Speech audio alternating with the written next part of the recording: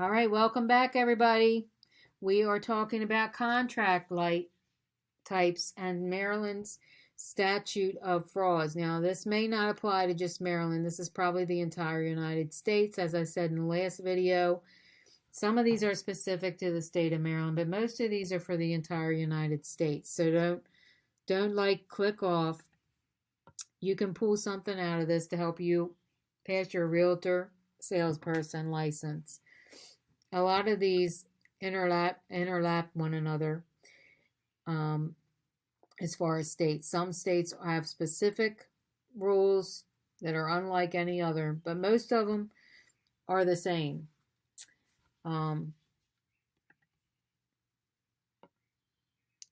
only thing that really differs is if you have a big city, and because sometimes, like in Maryland, we have Baltimore City, and we have specific laws that are specific to that city. That would be a lot of the only time that it doesn't interact with other states. But I'll let you know if that happens. Otherwise, you need to continue here and try and learn. Well, this is a good one. This is a good resource. We got like little pictures and stuff. So this one we can open in a new tab. All right, introducing types of contracts. Now this you can use anywhere in any states, as I said before, okay? Every realtor, I have had 2 licenses in Virginia and Maryland, and both of them have different types of contracts. They're not specific to one state. For example, what type of contract exists when you order a meal at your favorite restaurant? There's no contract. It's dine and dash, and it wouldn't be illegal. I'll pay you $12 if you bring me the garden salad. Your contract or obligation is understood and implied. It's kind of like that. All right, let's go and look at this. Open this in a new tab. Let's see if we get some pictures. Ooh, we get some pictures. See, this is how I like to teach. I like to teach with some pictures to keep everybody awake, because some of this stuff is pretty dry. All right, we have different contracts, and these can be confusing, like the laws. Look at all of them. How are you going to memorize all these things? I have no idea.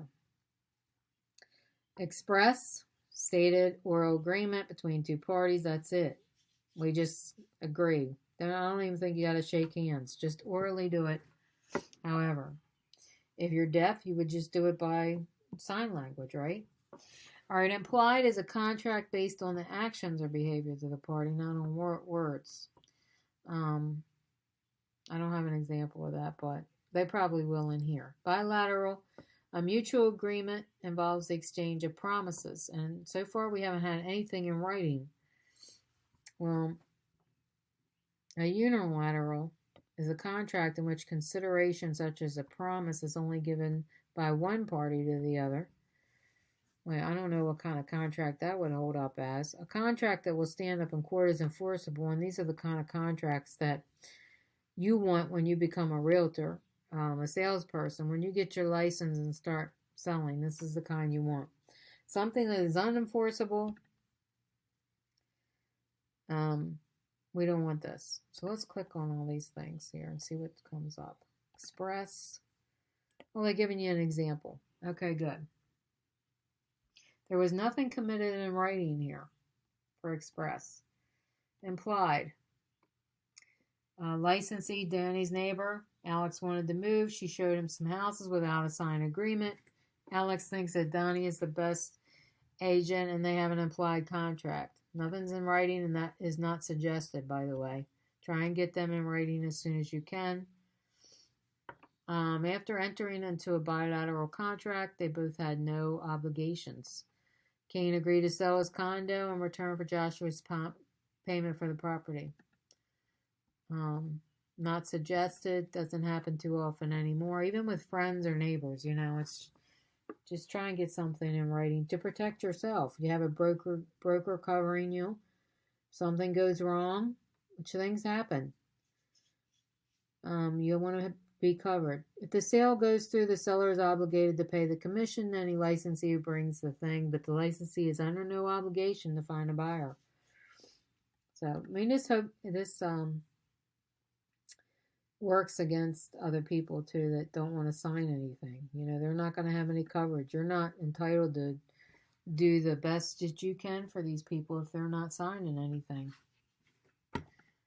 You're not entitled to find them the best quality home possible because you're not legally bound. Invalid. Oh, okay, because she was only 17, her contract is invalid. Void was a voided contract because it outlined Bobby's plan to trade his collection of stolen paintings for the house. So this is a voided contract.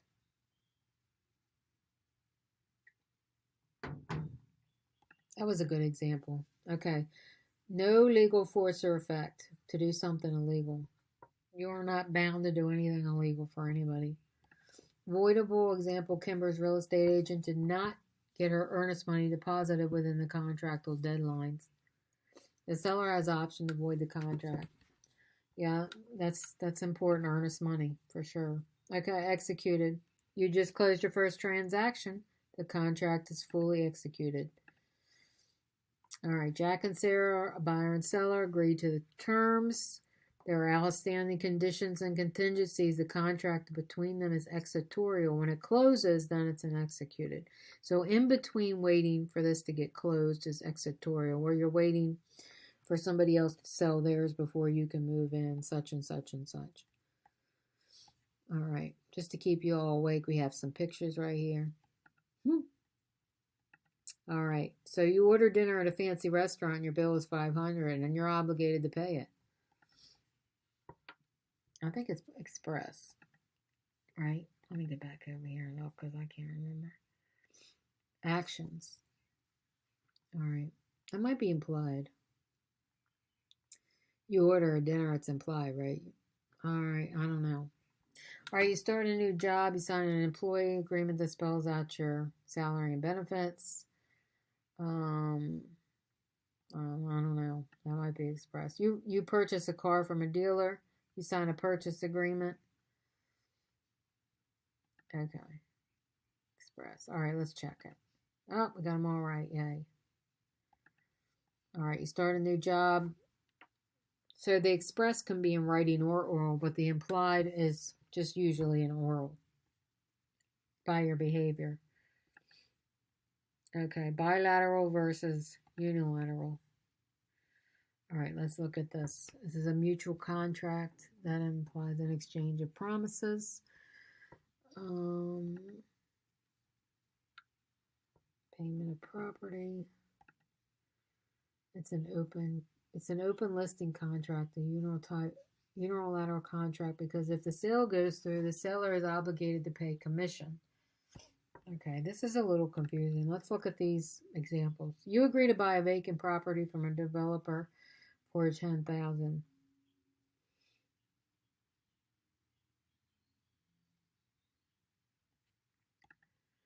You promise to pay a $100 reward if someone returns your phone. You own an option to buy property that says if you want to buy the place in 2 years for $20,000, you may. You'll get a haircut that costs $50. I don't know. Let's check it out. All right, so I got them all but one. Let's see. This one is a unilateral. You own an option to buy, and if you want to buy the place in 2 years for $20,000, you can. It's unilateral. I guess because you're not dependent upon anybody else right now. Nobody else is involved right now. Maybe that's why it's unilateral. This is bilateral, unilateral, and two. So that's the key, I guess, right? If it involves somebody else, it's bi. If it doesn't, it's unilateral. So if you want to take any screenshots of that, you can. We're going to probably go on to the next one here. I'm going to pause it for a minute. And or not even that, 10 seconds. Okay, so now we're going to go into invalid, valid, and void. This is going to give you some examples to help you determine which is which. A contract that includes all necessary elements and is signed by all parties. I would say that is valid. A contract that is missing one or more elements would be invalid. And a contract that may be canceled for a number of reasons. Okay, so there you go. If you need a screenshot, there you go. If it's got all the necessary elements, it's signed by everybody, it's valid. If it's missing something, it's invalid until you fix it. All right, enforceable or unenforceable. Let's go down here and look at these. All right, a purchase agreement to buy a property accepted in writing by the seller is enforceable. An oral agreement to purchase a property is unenforceable. You don't have nothing in writing. How can it be enforceable? This is the way you got to get stuff in writing. Okay, Chet offers to buy Tina's property. His written offer includes no earnest money. She accepts his offer. So it's enforceable. She accepted the offer. So he's not putting their money down. You want a screenshot? There you go. I'll give you a few seconds to take anything you want to take. And if you missed it, you need to go back and watch the video again and take your shots. And you can, this is a great way to study, is to take these screenshots when you're standing in a line, sitting in traffic. Review your stuff. Don't waste your time in life. I have a whole video on wasting time. So go back and review that. We don't want to waste time in life. Our time is our most valuable resource. More so than the money. I know everybody's hung up on the money. The money gets the video hits. It's the lust that attracts you. I know, I get it. But actually, time is more valuable than money because it's not something that can be replaced. Contracts conveying the ownership or interest in real property. All right. The Statute of Fraud was adopted in 1677 English law. All right. Clearly identifies the subject matter of the contract, the essential terms, conditions. This is not specific to Maryland. This is specific to all over the United States. This includes marriage contracts, which I don't know why that's coming up in a real estate class, but it is. Anything for contracts selling goods total $500 or more, including contracts for a will to pay the debt of the estate. It identifies the parties, it identifies the subject matters, and it presents a clear and essential terms and conditionings. And all of this would include anything where somebody is trying to illegally transfer a property, trying to steal somebody else's property. The word parole comes from the French term parole, which means word or formal promise. The parole, I guess that's how they pronounce it. I'm not French, so if you know how to pronounce it and you're watching this video, please let me know in the comments. I love to know because I don't really think anybody watches a lot of this real estate class because it's kind of dry. I don't have a lot of pictures on here. It's a lot of reading, and it is kind of boring. I totally get it. This is not the way I normally teach, but we already started this course, so we're going to finish it through. It may help somebody. If it even helps one person, that's totally good with me. It's the kind of seeds we like to sow. It may not help a bunch of you. It may not get a bunch of views. And that's okay. If it helps one person, then that's cool. That's cool with me. Remember, the Statute of Fraud resolves to ensure that no non-existent agreement shall be enforced by perjury or fraud. All right, so basically it's saying that don't have any fraud in your contracts. All right, which of these contracts would be considered executed or executorial, however you pronounce that? Mark, broker, asks if the buyer and seller have signed a contract, and Mark replies the contract has been executorial. I don't know. That means it's in process. They signed a contract and they haven't actually closed. It's like in between closing and signing, okay? You're still going out looking at houses, but you actually haven't found a house yet, so it's in between. Closing is a week away, and the seller finished making agreed upon repairs. So it's in the process. I know I got that wrong, so don't listen to everything I just said. All right. He says if the buyer and seller signed a contract, it's executed. All right. Well, that's not what they said on the other thing, but okay, that's fine. It is executed. On the other thing, they said it has to be closed. So this one is the closing is a week away. I guess this has nothing to do with the contract between you and the buyer and seller. They're talking about a contract on the house, I guess is what they're referring to here. So if you signed a contract on the house, then it's considered executed. If you're almost at the point where you're getting ready to sign, but normally you have to sign a contract before they're going to make repairs. So this is a little in between here, but whatever, we're just going to go with what they say here to get through this course. Some of this is debatable because normally you have to sign an agreement. People aren't going to go and make repairs to their property if they don't have to. If you agree, if you make an agreement with these people that you're going to buy their house if they make the repairs, then they have to make the repairs. But I'm not going to go out and make repairs to my property if I don't have to, because that's money extra money I got to spend as a homeowner. Okay, this will be a good one. We're going to do this one on a separate video. The flashcards we're going to do on a completely video by itself because some people just learn from flashcards. So we're going to skip that for now. And we're going to come back to that one. All right. We explained the statute of fraud. I don't know if this is specific to Maryland. This is probably not specific to Maryland, but it's saying Maryland. But usually it's all over the United States. And it is, by the way. This is not specific to Maryland. This one might be 30-day. Some states may have a 45-day notice, a 15-day notice. These kind of specific things right here are specific to the state of Maryland. This is when you know it's specific to Maryland, when they have specific 30-day notices.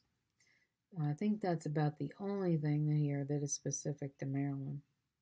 And you need to check your local laws, wherever you're at, whatever state you're in, and see what kind of notice you got to give. And this covers the tenancy of will, which this is super complicated when they start adding all these things in here. You have to really know this. This is why you have a broker to help you with these kinds of things, because some of these laws can get pretty tricky. All right, what is the statute of fraud? Let's go back up here. The statute of fraud is a defense and a breach of contract. So let's say that somebody put an offer down on a house and they decide all of a sudden, for whatever reason, they don't actually want to go through and buy your house, okay? You already put money down on another house and you're ready to go.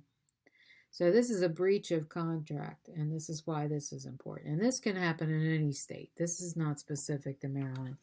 This can definitely happen in any state.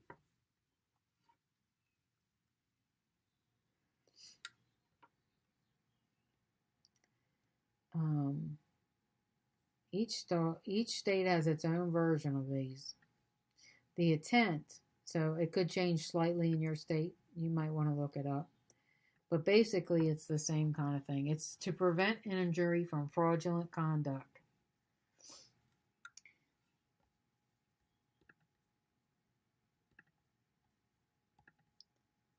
All right, requirements. The essential terms and conditions of a contract must be present. This is in all states. Contract conveying the ownership must be in writing. The statute template must be used to create a contract. I don't know about that. The contracting parties must be identified. There must be also audio recording of an oral agreement. I don't know about that. The subject matter must be clearly identified. There's no deceiving you. That's right, there isn't. There's not going to be no foolishness here. All right, if you want to take a screenshot, go on.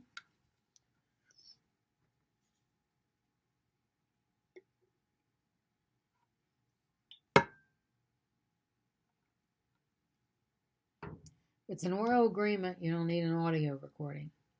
All right. Here we go. Here's another one. All right. Anytime a licensee prepares an agreement, it must be signed in written form. I don't know about that one. Alternate must be in writing. All contract of sale must be in 3 years. All leases must be in writing. Must be in writing to be enforcement. No, that is not a requirement. So we got 2 wrong here. All transfers of real property in Maryland don't have to be in writing. Okay. And they do not have to be in writing to be enforceable. All right. Requirement. Let's check it again. All right, let's go back here and do a screenshot. Anytime a licensee helps to prepare an agreement, it must be put in a signed written form. It's a requirement under the tenancy law. Landlords have to give 30-day notice. Now, this definitely could change in every state, so you need to check your state on that one. Transfers of real property. In Maryland, they have to be in writing. So this could be local. I mean, this could change in your state. Some states might not be as strict as Maryland. No, this one does not have to be in writing. I'm sorry, that is not a requirement in writing. Your state may have to be in writing, so you'll need to check that. All right, all contracts for 3 years must be in writing. I do believe that is true. And they do not need to be in writing to be enforceable in the state of Maryland. Now, you need to check your local state for this.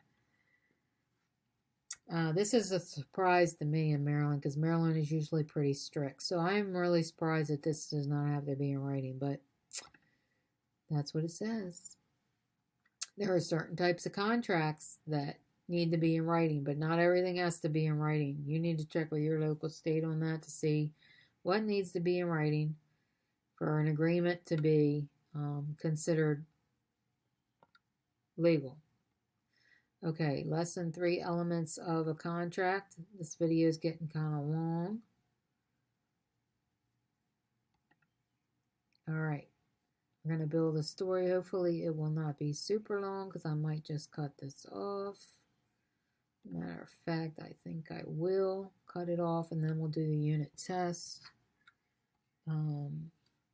So this one I'm going to put in a different video. That way I can take my time. We can go through the resource and do the unit test on the next video. So if you're coming back and you want to continue with the essential elements of a contract, this is not specific to Maryland, by the way. This is for all states. Come back and visit. Thank you.